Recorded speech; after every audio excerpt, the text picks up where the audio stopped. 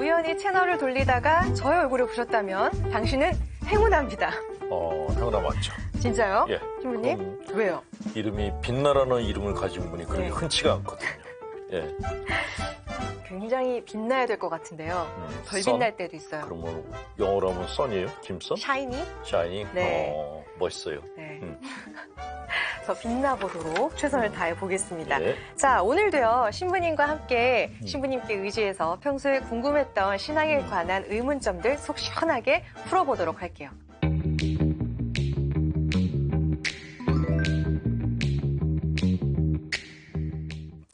자, 오늘은 신앙인의 기본, 기도에 대해서 한번 풀어볼게요. 신부님은 아무래도 기도를 많이 하시겠죠? 하루에? 찔끔찔끔 자주.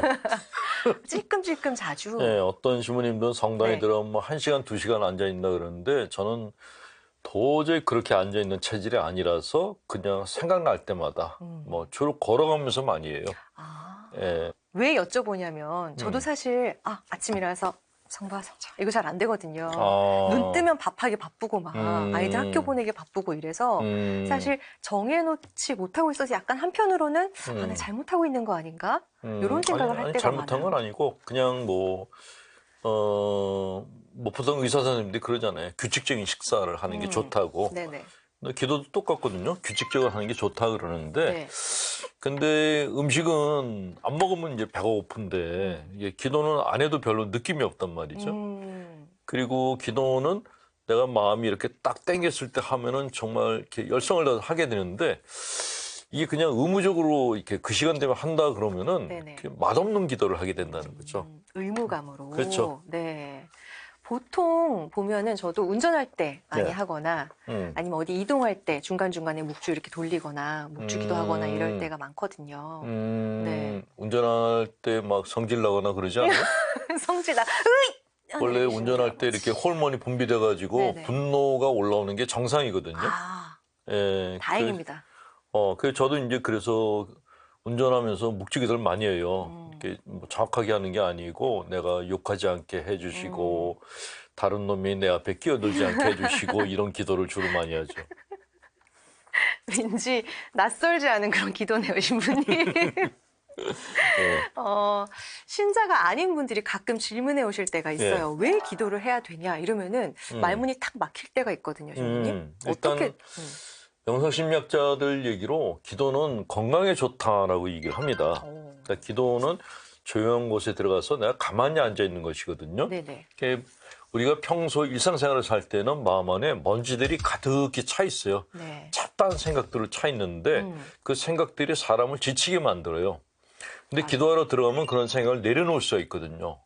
그래서 쉴 수가 있죠. 그래서 정신 건강이나 육체적 건강에 좋다라고 얘기를 하고 실제로 어떤 의사 선생님이 실험을 했어요. 네. 기도를 하는 노인분들과 기도하지 않은 노인들을 몇 년 동안 관찰을 했더니 기도하지 않았던 노인들이 사망률이 높았다라는. 예. 기도를 안 하면은 사망률이 높다. 그렇죠. 기도하는 시간을 갖지 않은 노인들의 사망률이 오히려 높았다. 왜 그렇죠? 기도하는 사람들은 일단 내면적인 스트레스가 적은 편이에요. 가라앉히니까 내가 걱정이 생겨도 하나님께 다 맡기니까. 근데 기도하지 않는 사람들은 내가 혼자 해결을 하려고 그래요. 맞아요. 그러면 스트레스 굉장히 많이 받죠. 답답하죠. 예. 그래서 미국 같은 경우에도 수녀원에 100세가 넘은 수녀님들이 많으시다고 합니다. 규칙적인 기도를 하신 덕분이라고 그렇게 얘기를 하고 두 번째로 기도는 불안을 치료할 수 있는 불안 치료제입니다. 왜냐하면 우리는 걱정거리가 생기면 내가 해결하려고 그래요. 맞아요. 근데 내가 걱정을 해도 해결이 안 되는 게 걱정거리의 특징이에요. 맞아요. 그냥 붙들고만 있는 거죠. 그게 나를 얼마나 지치게 하는지 몰라요. 근데 기도는 내 불안을 하나님께 떠맡겨 버리는 거예요. 당신이 알아서 하라고. 토스 하는 그렇죠. 거죠. 만약에 애가 걱정된다 네. 그러면 이 애가 내 애냐 당신 애지 그러면서 맡겨버리는 거예요. 내 애가 아닙니다. 예. 당신 애입니다. 당신 애라고. 당신이 알아서 맡아서 하시라고. 해결해 주세요. 예, 예. 토스 하는 거예요. 그 그쵸. 걱정거리를 패스. 이게 그냥 뭐 장난치는 거냐 그렇게 생각할지 모르는데 내가 하나님께 맡겼다라고 이런 어떤 설정만 해도 심리적으로 부담감이 확 줄어들어요. 뭔지 알 것 그렇죠. 같아요. 예. 그래서 기도를 하는 게 좋다라고 얘기를 하고 그리고 기도는 사람이 되게 만들어요. 사람의 종류가 세 종류가 있어요. 네. 벌레 같은 놈, 짐승 같은 놈, 그리고 사람다운 사람.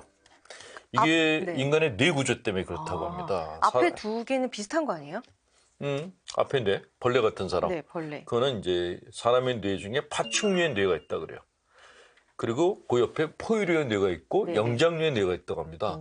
이 세 뇌가 공존하고 있는 게 우리의 뇌 세계라고 하는데, 근데 이 뇌 중에서 기도를 하면은 영장류의 뇌가 발달한다는 거죠. 그래서 사람답게 행동한다는 거예요.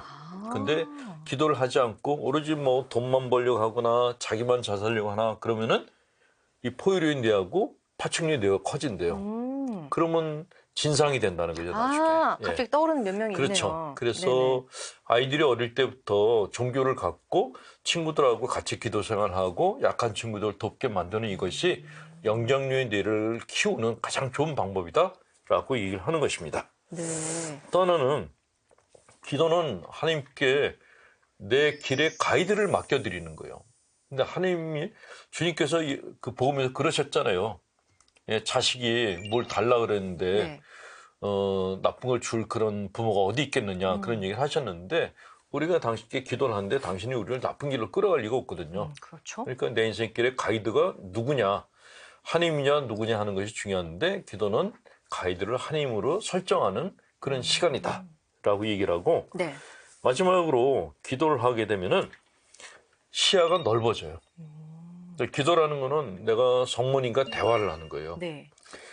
혼자서 생각하면은 시야가 좁아지는 게 인간이 갖고 있는 심리적 특성이에요. 맞아요. 고민을 할수록 시야가 점점 좁아지고 이분법적으로 생각하게 됩니다. 죽느냐 사느냐로. 이것밖에 안 보여요. 그렇죠. 그렇죠? 예, 이게 터널 비전 현상이라고 하는데 근데 내가 친구랑 대화를 해도 대화를 하다 보면은 다른 게 보이잖아요. 네, 맞아요. 기도도 마찬가지야. 하나님과 또 성모님과 대화를 하다 보면은 내가 못 보던 것들을 보게 됩니다. 시야를 넓게 해줘요.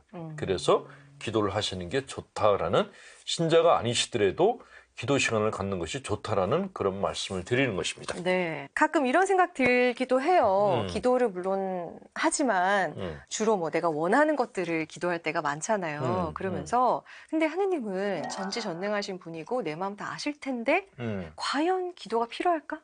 뭐 이런 생각이 가끔 들 때도 있거든요. 하나님이 다 아실 텐데 내가 굳이 기도까지 할 필요가 있을까? 예. 하나님은 우리 아버지라 그랬어요. 네. 그리고 하나님은 감정을 갖고 계신 신이세요. 구약에 보면 나는 질투하는 야훼다라고 하셨어요. 네. 예수님도 굉장히 감정적인 분이셨어요. 우리는 신 그러면은 네. 모든 감정을 초월한 그런 초연한 그런 존재라고 생각합니다. 그런데 절대로 아니에요. 구약에 나오는 야훼와 신약에 나오는 예수님은 굉장히 감정적인 분이었어요. 그러니까 나조로가 죽었을 때 나조로의 집에 가셨어도 그때 나조로가 부활할 거 아셨는데도 나조로가 죽은 것 때문에 슬퍼서 우셨어요. 그냥 인간 예수이신 분이고 인간 예수님하고 똑같은 분이 하나님 아버지세요. 네. 그러니까 우리 부모님하고 똑같은 분이라는 거죠. 그런 의미에서 본다면 자식이 부모님한테 내가 뭐 이렇게 고생하며 사는 걸 다 아시니까 내가 안 찾아가도 될 거야 하는 경우하고 힘들게 살지만 그래도 부모님을 찾아뵈야지 하는 자식하고 어느 쪽이 부모님 보시기에 이쁠까요? 당연히 아무래도 자주 그렇죠. 연락 자주 오는 드리는 자식이 분이. 이쁘단 말이죠. 자주 보는 사람한테 정이 더 가게 돼 있는 게 인간 심리예요. 이거는 신앙도 똑같다라는 거죠. 기쁘게 해드리고 약간 정성을 담아서 그렇죠. 뭔가 이야기를 계속 나누려고 그렇죠. 하고 그렇게 가서 그냥 뭐 따님들 같은 경우에 엄마하고 이렇게 시시콜콜하게 여러 가지 대화를 하잖아요. 대화를 하죠. 근데 그렇죠. 대화하다가 싸우죠, 신부님.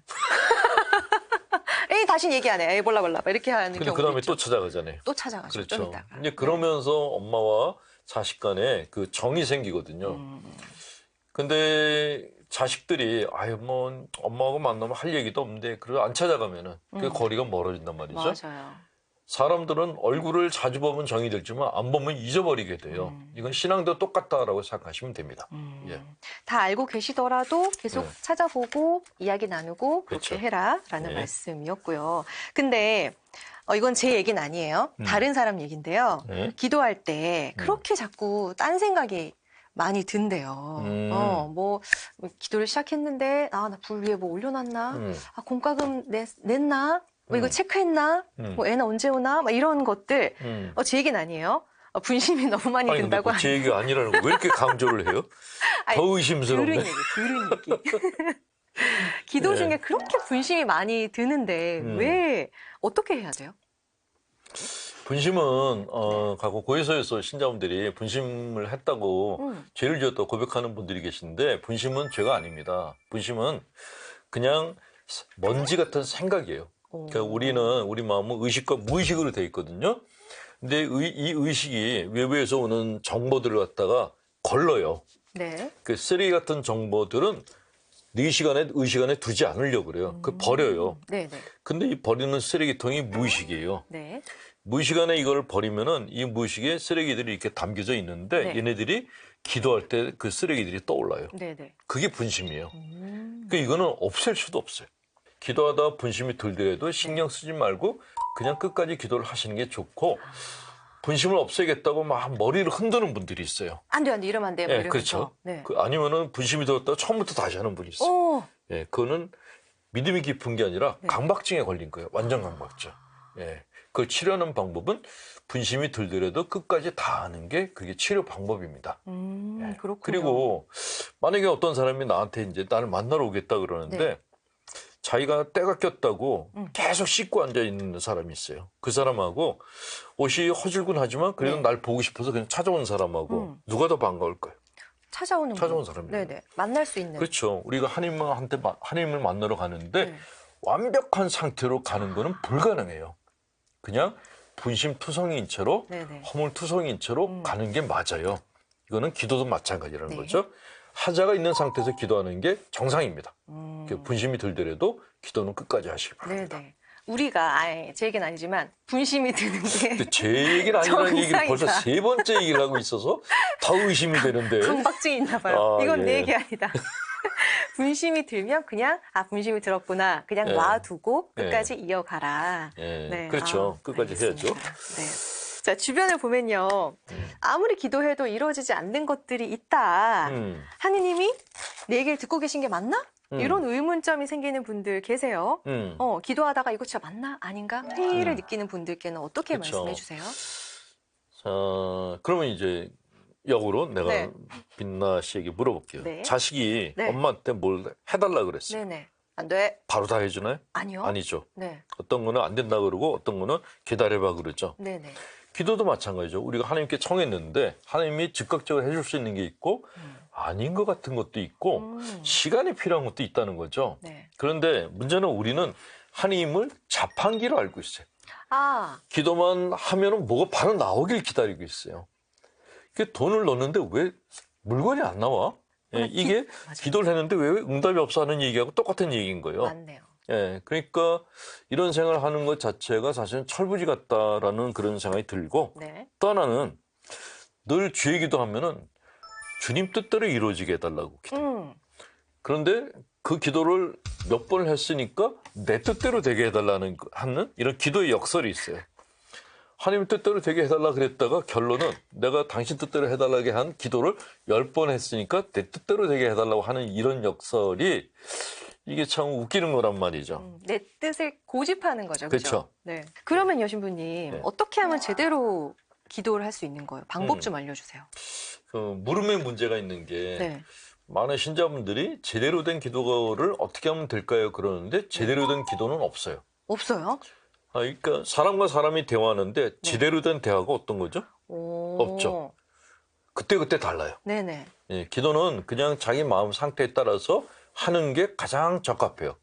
화가 났을 때는 하나님께 화를 내고 마음이 슬플 때는 성당에서 우시고 기쁠 때는 가서 행복하다고 얘기하시고 그냥 자식과 부모의 관계하고 똑같이 그런 대화를 갖는 게 기도 시간이다라는 말씀을 드리고 싶어요. 그 화를 냈던 성인 중에 가장 유명한 분이 대데레사 수녀님이에요. 이분은 하나님한테 삿대질을 했던 분이에요. 일 좀 제대로 하라고. 그래서 하나님께서는 데레사 세례명을 가진 분이 기도를 하면 100% 다 들어주세요. 근데 데레사 세례명 가진 분이 천당에 오면 절대로 안 만나주세요. 뒤어서. 알겠습니다. 네. 교회를 다니는 친구들을 보면 통성기도라고 해서 소리를 지르고 울며 기도를 합니다. 어떤 경우에는 방언도 하는데요. 우리 교회에도 통성기도나 방언이 있나요? 또 이런 기도를 어떻게 받아들여야 할까요? 라고 익명으로 요청하셨습니다. 일단은 중요한 거는 내가 쌓인 거를 하나님 앞에 푼다는 게 중요하거든요. 네. 그래서 저는 개신교 통성기도가 자기 감정을 푸는 데는 도움이 되겠다라는 생각이 드는데 이게 중독이 되면 곤란하다는 거죠. 그러니까 쌓이는 걸 푸는 기도도 있어야 되지만 가만히 침묵하는 기도도 있어야 되고 그 기도도 편식을 하면 안 돼요. 그 음식을 편식하면은 네. 건강이 안 좋아지듯이 네. 기도도 어느 한 가지만 하게 되면은 심리적으로 불균형 상태에 빠지게 됩니다. 너무 입만 다물고 있으면 쌓이는 게 많고 너무 풀어대면은 이렇게 뿌리가 없어요. 네네. 네, 그래서 풀 때는 풀고 침묵을 지킬 때는 지키고 이렇게 다양한 기도 방법을 쓸 수 있는 것이 정신건강에 좋다라는 말씀을 드리고 싶습니다. 근데 우리 천주교는 좀 약간 안으로 삭히고 네. 드러내지 않고 이런 게 더 좀 일반적이잖아요. 특히 이제 사순 시기가 되면 침묵을 더 많이 이제 강조를 하는데, 네네. 그래서 미국의 정신과 의사가 그런 얘기를 했어요. 사순절이 끝나면은 정신병원에 찾아오는 환자 절반이 천주교 신자들이라고. 참아라 그래서. 네, 그래서 이렇게 그냥 강요된 침묵을 지키는 기도를 하는 게 그렇게 좋은 게 아닙니다. 침묵이라는 거는 내가 말을 너무 많이 했어. 그래서 좀 지쳐. 쉬고 싶을 때 하는 게 침묵의 기도예요. 네. 근데 내가 말하고 싶은데 입을 봉하게 해. 말 못하게. 그러면 이제 입이 헐기 시작하죠. 그래서 그냥 내 마음 상태에 따라서 자연스럽게 하는 기도가 가장 좋다라는 그런 말씀을 드리고 싶습니다. 네. 네. 적절하게 풀 때는 풀고 그렇죠. 또 침묵할 때는 또 침묵하고 예. 이렇게 해보라는 말씀 해주셨습니다. 네. 자, 이 시간은 여러분의 참여로 이루어지는 거 아시죠? 인터넷 게시판에 궁금한 점이나 사연 보내주시면 좋겠습니다. 익명도 가능하고요. 영상으로 올려주셔도 좋습니다. 저희는 다음 시간에 또 찾아오겠습니다. 안녕히 계세요.